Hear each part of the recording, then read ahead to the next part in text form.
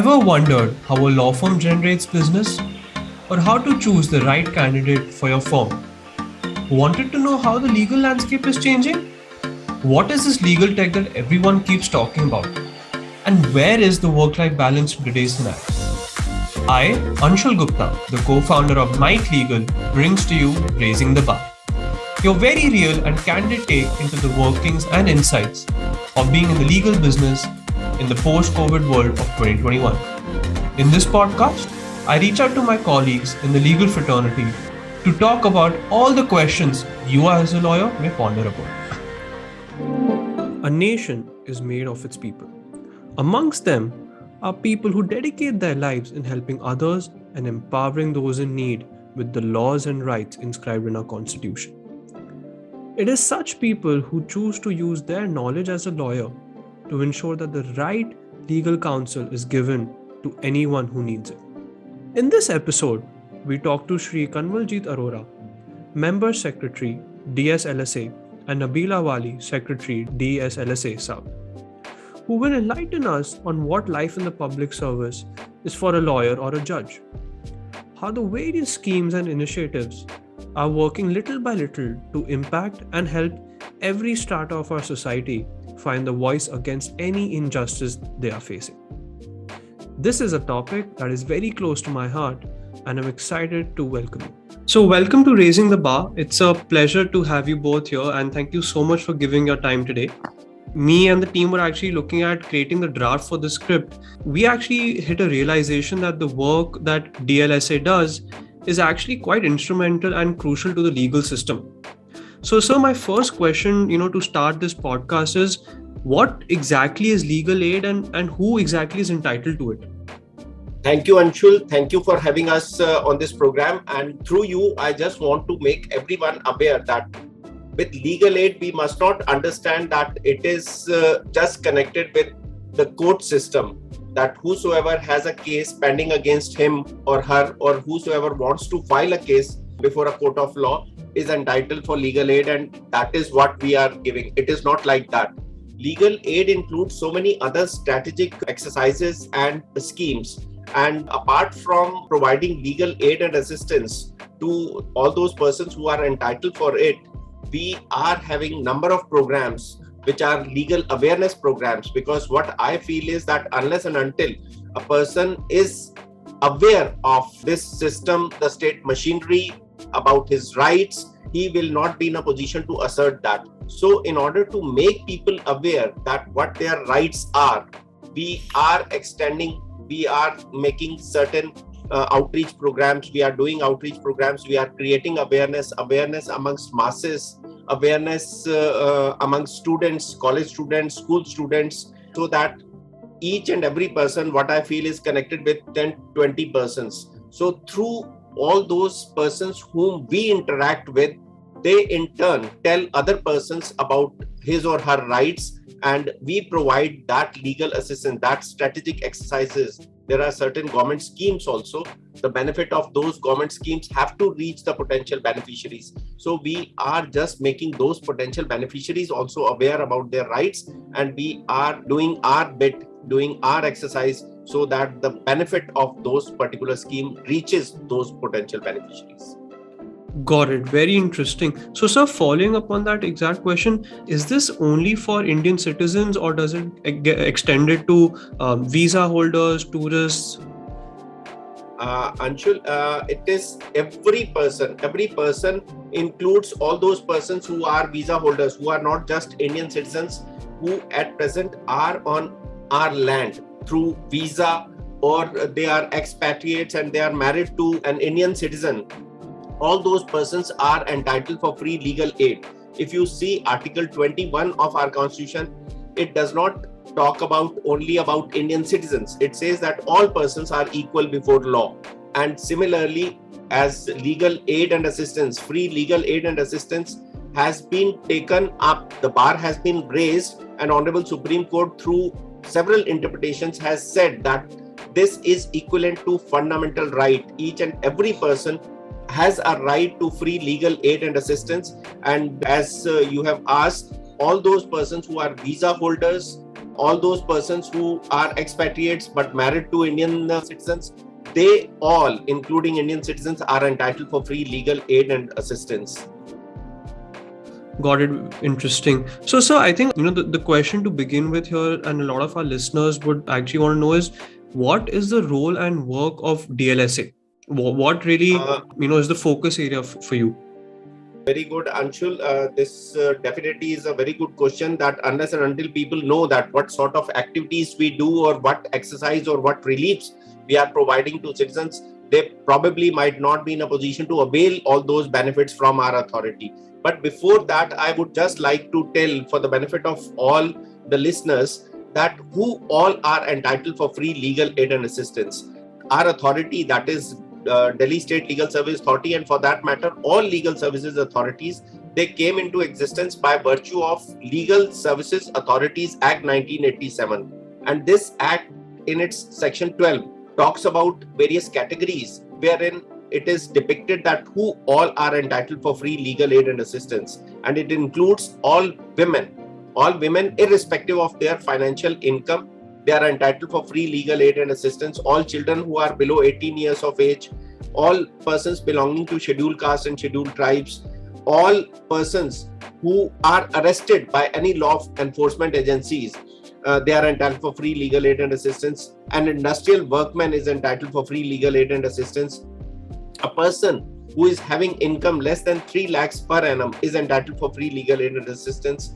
All senior citizens and transgenders who are having income less than 4 lakhs, they are entitled for free legal aid and assistance. All persons who are suffering with HIV, they are entitled for free legal aid and assistance. So in all, if we count, almost 85 to 90% of our population, they are entitled for free legal aid and assistance. Now coming to what our authority does. Our authority, apart from, as I said, providing legal panel lawyers to all those persons who have either the cases pending against them, they have to defend those cases, or they have to file a case before a court of law for the purposes of redressal of his or her grievances. Apart from that, there are so many other exercises, like the most important being the victim compensation.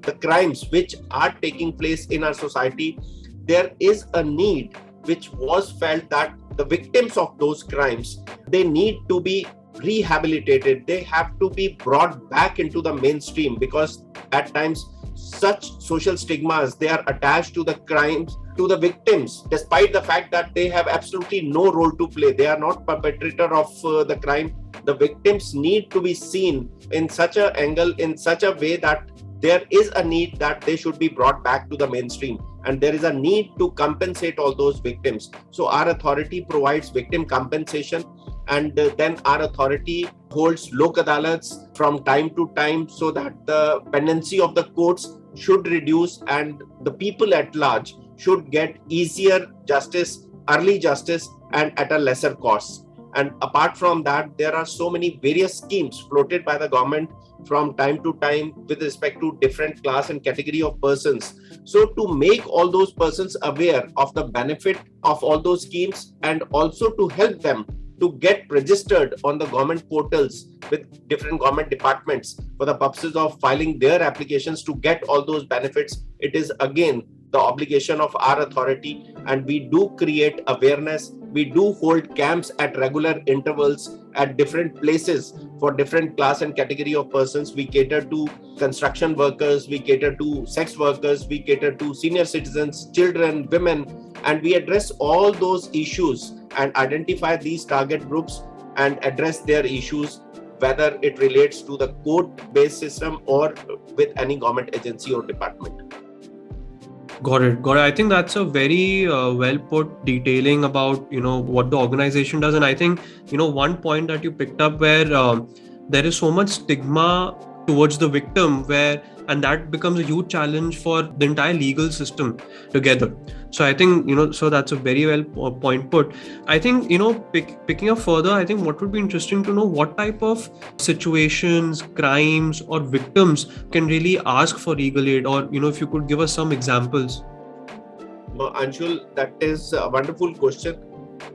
You have asked that what sort of, I say that anything which has happened to a person which is a crime and that person sees that his right has been wronged by someone, then to get that righted, a petition is to be filed before a court of law, or in case somebody has committed some offense with somebody, FIR is to be lodged, and if police is not registering the FIR, the person can come to our authority. We initially we provide panel lawyer to that person who initially tries to get FIR registered, and in case police fails to register FIR, then a complaint is filed for that person, that complainant, before a court of law, before the court of metropolitan magistrate, and through the orders of the court, the FIR gets registered.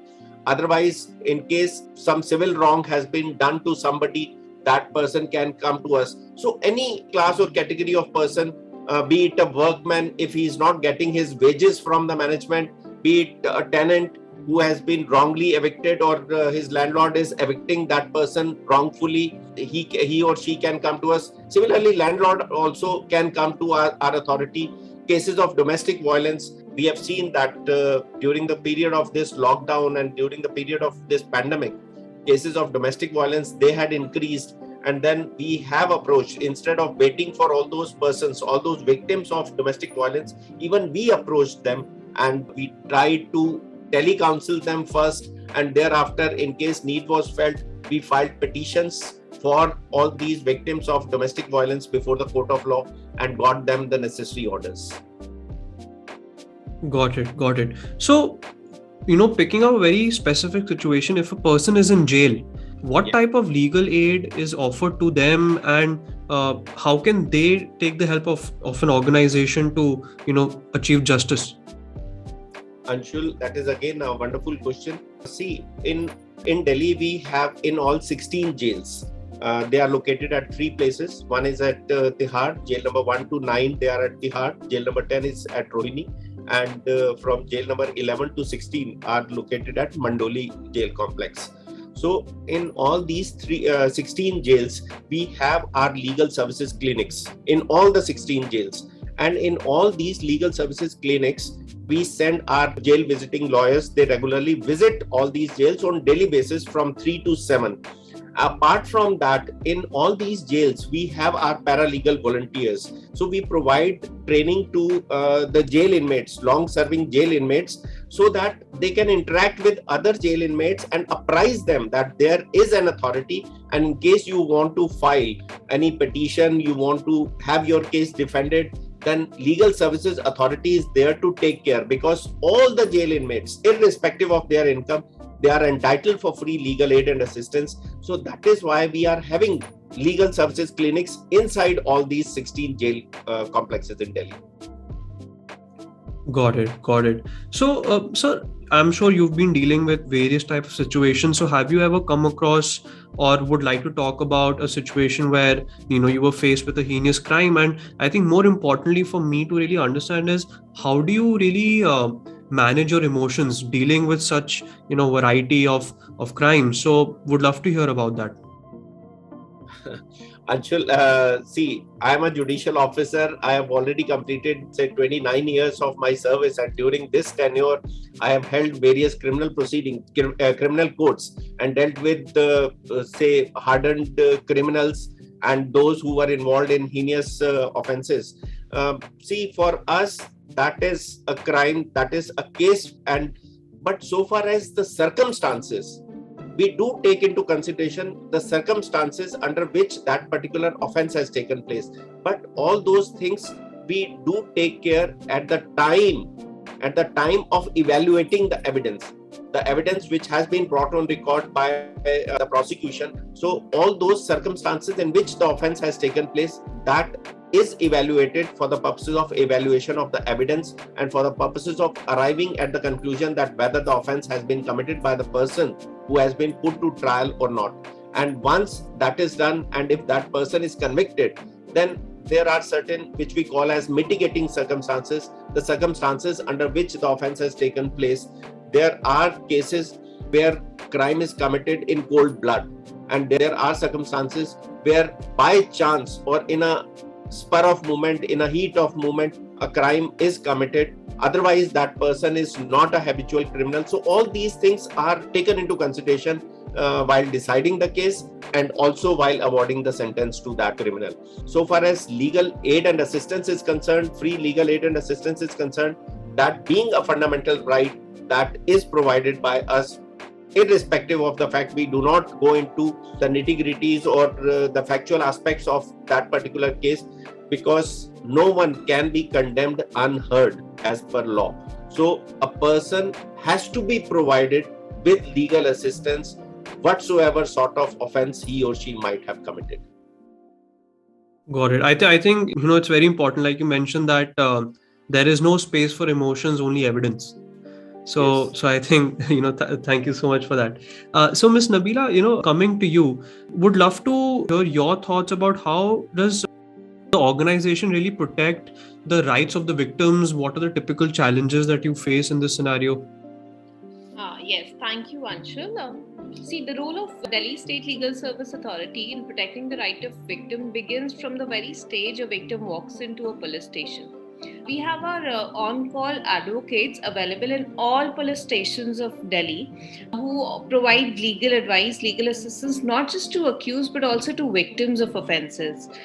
Also, apart from that, there was a judgment of the Honorable High Court of Delhi, thereafter which Delhi State Legal Service Authority launched a project called Sampark, under which we have our impaneled lawyers, our legal aid counsels as we call them, who visit as soon as we receive an FIR in every district office, as soon as we receive an FIR which informs us about the commission of an offence with a particular victim. We sent our legal aid counsels to them to contact these persons.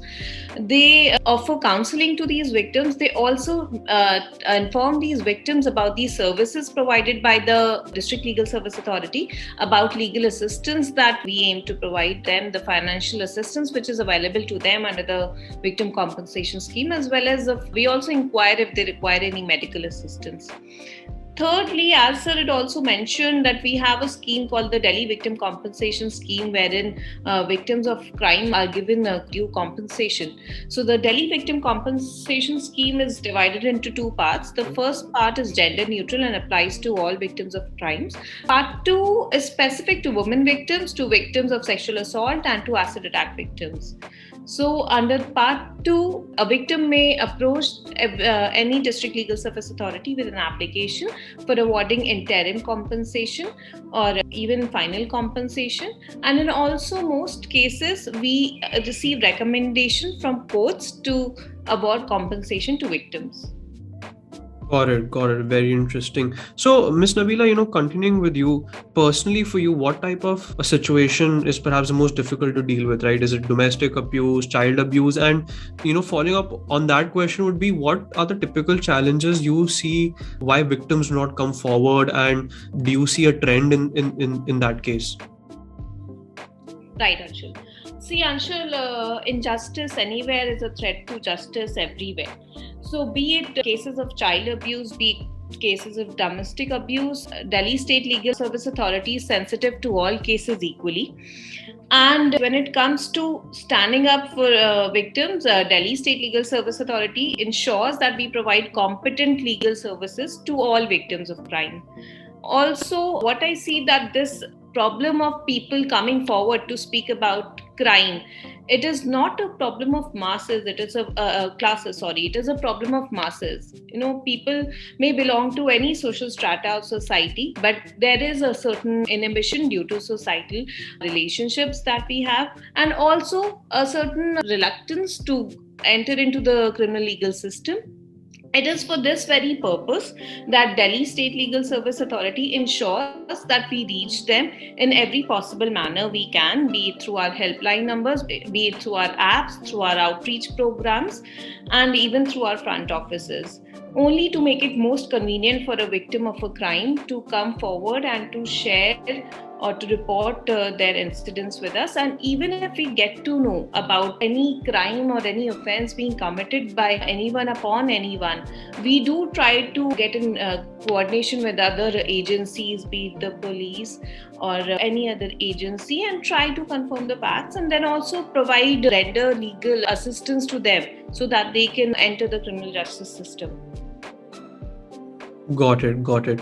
So, sir, coming back to you, you mentioned earlier that the case of domestic abuse suddenly increased during the pandemic.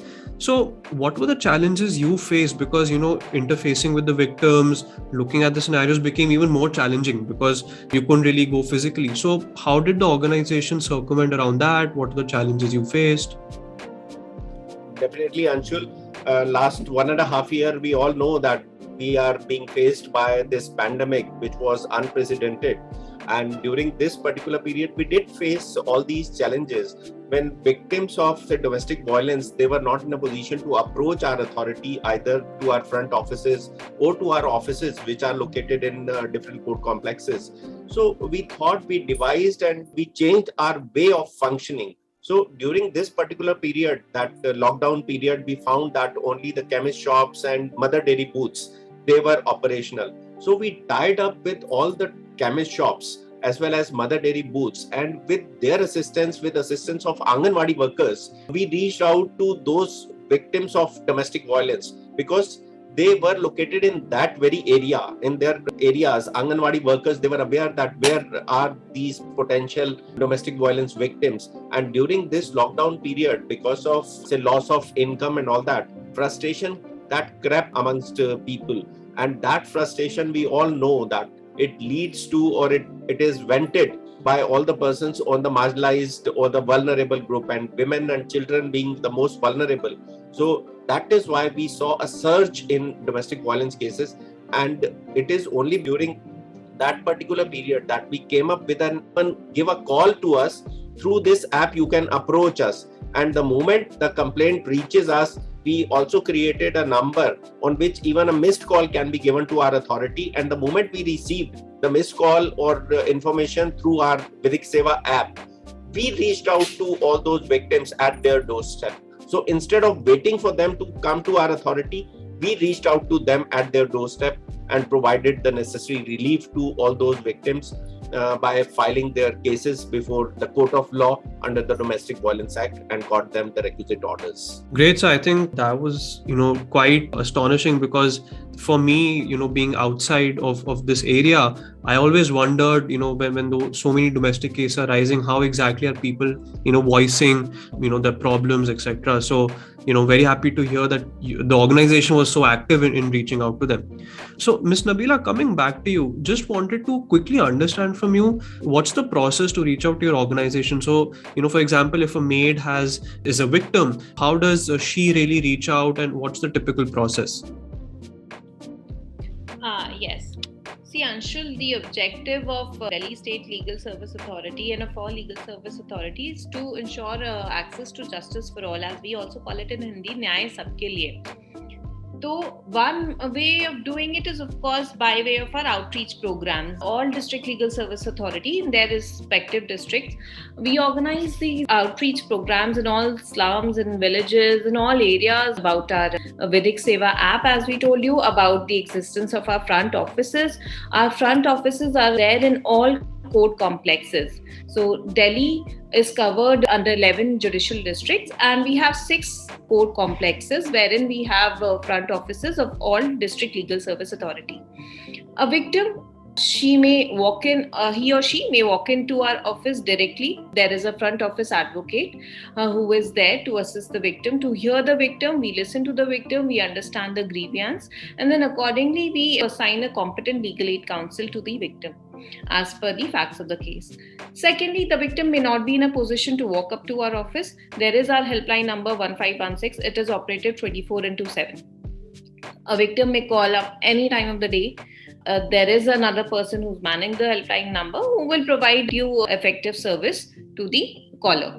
Also, there is this Vidik Seva app, as mentioned. Since we all use our mobile phones now, they're always with us. So I think this is one most effective manner of reaching our authorities now. We're all so used to, we've all shifted digitally to this digital app, and it is a very easy, the filling of the form is very easy. We have options provided. You just need to select the right option, and then that request is directed to the concerned district authority, and then we receive an email email, and we accordingly we reach out to the victim and we assign. So these are the methods. Also, very recently, we also coordinate with other agencies. So very recently, we started this initiative with post offices, wherein victims can simply walk up to post offices, and there is a legal aid form which is provided there in all post offices. They can, if they would want to, they can just send us whatever assistance they require. They can send us that by post, and when it reaches our office, we will reach out to them.